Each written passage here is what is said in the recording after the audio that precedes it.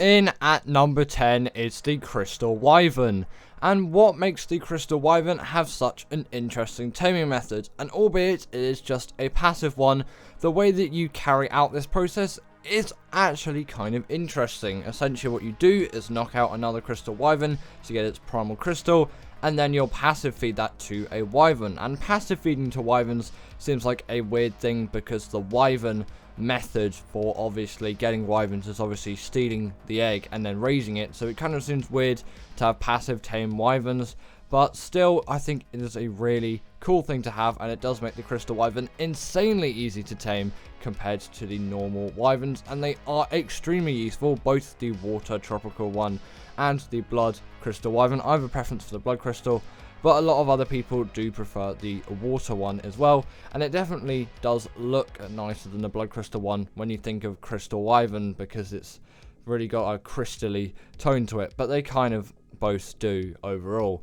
But yeah, if you are looking to tame a Crystal Wyvern, the tame method is pretty easy and also pretty interesting on top of that too, so I do recommend that you do it. Obviously the only requirement is you're level 65 and you need to have that primal crystal, and you also need to have Crystal Isles as a map, as they don't spawn on any other map apart from that. Next up, we've just got the normal Wyvern, but why am I putting this in higher up on the list than the Crystal Wyvern? Well, mainly because this was really the first tame all the way back on Scorched Earth to use this kind of taming method, and it was so revolutionary at the time, and still to this day is quite interesting, although many other creatures, the Rock Drake for example, have followed a very similar pattern. The Managama, what am I talking about? The Magmasaur is well on Gen 1, does follow similar situ.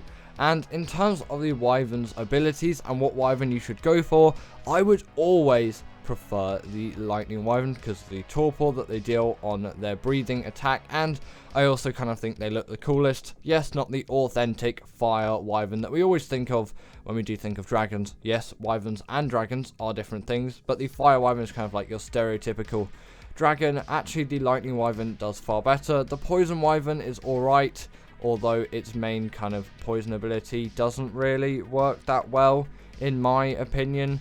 And the Ice Wyverns, which you'll find as well, they're alright, and obviously that is all your kind of main types of Wyvern, and then it goes into Crystal Wyverns and all of that, and those other Wyverns that you find on Extinction. Wyverns can also pick up an insane amount of creatures as well, and they actually travel pretty fast across any map. So it definitely is an extremely useful creature to tame, and the taming method was definitely very revolutionary for the time. Next up, we have got the Basilisk, and this used eggs in a new and inventive way. Essentially, you need to harvest those eggs, being Rock Drake eggs, Magmasaur eggs, or Wyvern eggs. Probably go for Rock Drake eggs, considering Arboration is the main map where people would be taming these things, and obviously Rock Drake spawn Arboration. Then after that, you would have to passive feed it to this tame by dropping them near it without aggroing it. And that was just a very new and inventive way of using eggs, which I'm sure most of us, and pretty much all of us, wouldn't have really thought of when the Wyvern came out, and how egg tames would progress. And actually, I'm pretty sure this method of taming hasn't really progressed through, and you could say it is kind of the same as the Oviraptor tame because you feed it eggs, but it is a different method in the way you carry it out, and obviously the eggs needed are far harder to obtain, but definitely a great creature. In at number 7, we have the Desmodus, and this creature kind of did revisit the tame method, which is in the next creature, which you can probably already guess if you have a bit of Ark background. But essentially, you feed these things blood bags. They will grab onto you, grab onto you. I think I was going to say grapple and then grab, and I put them. Either way, they will grab onto you, and then they will like just take the blood bags out of your inventory essentially, and then that will start taming them. And I think there are some other ways to get 100% effectiveness as well. Not sure how you do that on a Desmodus, and I don't really think that is too useful for this kind of creature because it's not really a boss creature or a fighting creature. But yes, a very interesting taming method still to this day, which has only been done twice by this creature and one other. But also on top of this, they do have a wealth of other abilities, namely their invisibility, which doesn't work on the Wasteland Spiderman extinction because there is no night cycle, and also Sanguine Elixir is an insane resource to have. A third of your tames just done like that with a click of a button. And next up we have the Bloodstalker, and you could probably guess that considering the Desmodus being in before, and I kind of hinted at this creature anyway. But why is this more interesting than the Desmodus tame? And there's nothing more inherently interesting at it or about it. It is just simply because it came before in Gen 1 instead of in Fjorda, so it even had Gen 2 to go around as well before Fjorda, so this was out much before the Desmodus ever dropped. And obviously that's the kind of main reason behind its interesting taming methods. And if you also wanted to get 100% effectiveness as well, you could feed it any kind of creatures as well, probably small creatures. The moss chops was a good one. And yeah, you would find these things in the bog biome, in the trees, get loads of blood bags, which also I didn't mention that Desmodus is a really good farmer of blood bags, making the Bloodstalker tame so much easier. So if you do have a Desmodus to hand, those Bloodstalker tames are going to be really easy. But back in the day, you'd have to use that blood syringe to get all of those blood bags, which was definitely a big stretch, but 100% worth it for a creature like this. And once tamed, you had yourself an absolute Spider-Man of a creature, capable of just traversing through so much terrain. It was insane, and it was kind of your only option on Gen 1, as there wasn't really any other good traveling mounts. It's kind of like the Rock Drake on Arboration. And also these things are great in the water as well, so if you're looking for a water creature on any map, the Bloodstalker is a great shout too. And it actually is my most widely used water creature, obviously, even actually more than the Basilisk, which some people might say is quite surprising. Next up, we've got the Mantis, and apart from this thing's abilities being very interesting, it also has a very interesting taming method. Essentially, you'll need some bug repellent, a ghillie suit, and deathworm horns or woolly rhino horns. So it was essentially a very glorified passive tame in a way that hadn't really been done before, when the resource was just that hard to obtain, especially on Scorched Earth with deathworms. Woolly rhinos aren't quite as bad.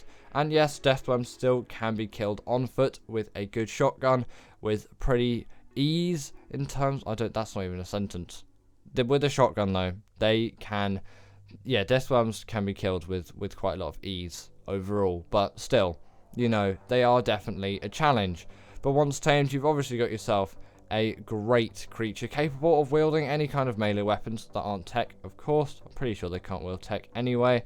And yet, in this example, you can see swords, but I would usually put pikes, picks, hatchets, or sickles to get all of that fiber, or that metal, or that rock, or that flint, or that thatch, or that wood. And I put the pikes on for any kind of combat. The Manticore fight is really great with Mantises, and obviously the pike is going to be great for gathering any kind of hide and wood as well, along with mutton from sheep. And swords are great for that example too, just the durability isn't as good, so I tend to not use them quite as much. Next up, we have the Kronosaurus, and this is one of the newer tames which has been introduced into Ark, but it definitely is a very interesting one in terms of its taming method. And I thought its taming method would be very similar to the Giga, really. You just knock out tame, boom, big carnivore. But no, and also I do have a taming guide video if you do want to check it out on my channel if you don't know how to tame one. But obviously I'm going to talk about it a little bit here, and you know, if you're a keen Ark player, you can definitely go off just this. In terms of what you do, you'll need to find one, make sure it is not in a blood rage, or this tame is not going to work. You'll see that by like its eye color, I think, and if blood's coming out of its mouth, which yeah, that's not what you want to see. Then once you have found one of those creatures, kill all of the kind of small, medium-sized creatures in the area, like trikes, and then drag their bodies near it. You'll probably want a ghillie suit so you remain undetected. And then after that, what you're going to want to do is wait for that blue bar which will appear above its head to show how far this tame process has been done. to turn green, then you essentially ride around on it, just killing things, preferably things that don't do too much damage back to you, otherwise you will lose effectiveness. And then you tame yourself a Kronosaurus. Sadly, you need to craft a saddle afterwards, which is a bit of a shame because you've just been riding around on one. But then you have yourself an absolute beast of a carnivore, and it definitely is worth the tame, especially on Ragnarok because they're everywhere. In at number 3 is the Shadowman. And while this is one of my kind of least favorite Ark tames, I will definitely admit it is an interesting concept. Although I really hope Ark do not revisit this. Revisit? What am I? I'm going a bit crazy because school's just finished and I'm like, oh, I'm recovering over that. But either way, yes, the taming method for this is essentially you get fish baskets, trap fish, and then passive feed it to it. Sounds really simple, sounds really easy, but it can go wrong on so many levels. Also, it takes ages to get that fish, especially if you're aiming for the size 3 and above, I think, or it might be 2.4, something like that. Either way, the bigger fish, the more taming it will be done, or a tame that will be inflicted onto this thing, which is nice. And then once tamed, you got yourself a really beefy creature, which is great for all kinds of mobility up in the air and down in the water as well. It is kind of a fish lion being its code name, of course, and it does a lot of damage, has the hydration buff and pack buffs too, so it really can't be undermined in terms of its great abilities and being a great creature. In at number 2 is the Rhogatha. And similarly to the Desmodus and the Bloodstalker, the creature in at number 1 has a very similar tame method to this creature, but it just did it first, which is obviously why it is making that spot on the list instead of being where the Rhogatha is. If you didn't know already, they spawn on the island and the Lost Island in those locations. No other map will have these things, and on the old version of Ark, ASE, these things are extremely rare. And if you use things like Creature Finder Deluxe, if you have access to mods, then you know that's going to give you an advantage. But still, if none are showing on the map, or if you just can't find any, always raise your dino counts. This can be a bit of a pain sometimes, as your performance can be quite hugely destroyed by this due to the amount of dinos which are now in the map. But the destroy while dinos command is definitely the one which you want to use first. Use that command and then just kind of go AFK for about half an hour. All of the creatures would have spawned in again because it does take them a bit of time to spawn back in, and then you will probably find yourself with a Rhogatha if you go looking for one. And if you're a Creature Finder Deluxe, then you know there'll be some on the map, but you may also be waiting for a higher level. On ASA, this issue doesn't happen. In terms of how you tame one, you get a male Rhogatha, kill it, tame a Bronto, get all those resources on the screen, unless obviously you are not aiming for 100% effectiveness, which actually isn't strictly necessary for this tame. And then after that, you're going to want to trap it. And the reason why I say it also isn't very necessary is it isn't really a boss creature, and you know there's extra couple of levels, and that extra little bit of statage isn't really for me worth it for gathering all of those resources. Then obviously you'll want to damage the Rhogatha as much as you possibly can. You may need to hit it a bit afterwards. You can always use the magnifying glass if you're unsure of its health. Definitely a good thing to use. Also awesome spyglass if you have that mod. Then feed that pheromone to your Bronto or equivalent creature. The Bronto is just the best one out there, so that's why I always will use that one. Again, you may need to hit that creature even more, but then after this, it's going to impregnate your dino. That's when those craving timers are going to happen, where those resources are needed. After that, though, your creature will fall over, die, and then the baby Rhogatha will exist, and that is the whole taming process. In at number 1 is the Reaper. And what really did you expect, considering I kind of again hinted at this creature being in at the number 1 spot when I was talking about the Rhogatha, and that the creature in at number 1 has a very similar taming method.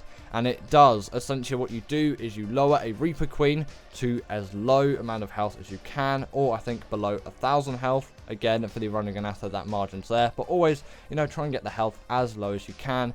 For the Rhogatha, because it doesn't have any kind of indicator, whereas this does. It will have a purple glow, I think it is, when its health is at the adequate level. So then stop there, you don't need to go any further. You go up to it, it will impregnate you, isn't you, your character. Doesn't matter if you're male or female. Some people maybe got a little bit confused about that back in the day, but obviously they can't have it like that, because then you would need to create a new character just to tame yourself a Reaper. And you know, xenomorph style, it doesn't really need that standard human anatomy. Then you'll need to get a load of XP if you want 100% effectiveness. Again, not necessary. Make sure to have some Reaper pheromone glands when this thing comes out, so it actually thinks you're its mother and it won't try to kill you as much, as sometimes it can be a huge challenge just to get that imprint on it to say that it is yours. Not like imprints during the raising process, just the imprint that like you can name it and then it's actually your creature. So that is why I think the Reaper has the most interesting taming method. But anyway, that is the end of this video, and from the Reaper, which came out all the way back in 2017, to the Crystal Wyvern, which actually I'm not sure, what is the most interesting taming method to you? And I will see you all later.